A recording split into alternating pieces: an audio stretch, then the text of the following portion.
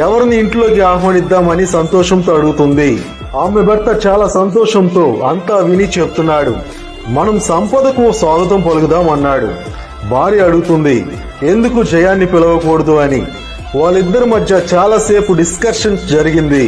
చివరికి భార్య ఆ పెద్దల దగ్గరికి వచ్చి మీలో ప్రేమ ఎవరు, దయచేసి ఆ ప్రేమను ఇంటిలోకి ఆహ్వానిస్తున్నామని చెప్పింది. ప్రేమ పైకి లేచి ఆమెతో వెళ్ళడానికి సిద్ధమయ్యి నడుస్తుంది. అంతులోని మిగతా సంపద మరియు జయం కూడా లేచి ప్రేమతో వెనకాలే లోపలికి నడుస్తున్నాయి. వెంటనే ఆమె అడిగింది అందరం లోపలికి రాము అని ఇప్పుడు ఎందుకు వస్తున్నారు అన్నది.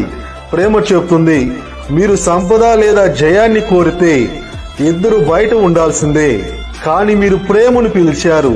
ప్రేమతో పాటే ఎక్కడికైనా సంపద మరియు జయం కూడా ఇంట్లోకి వస్తాయి అన్నాడు.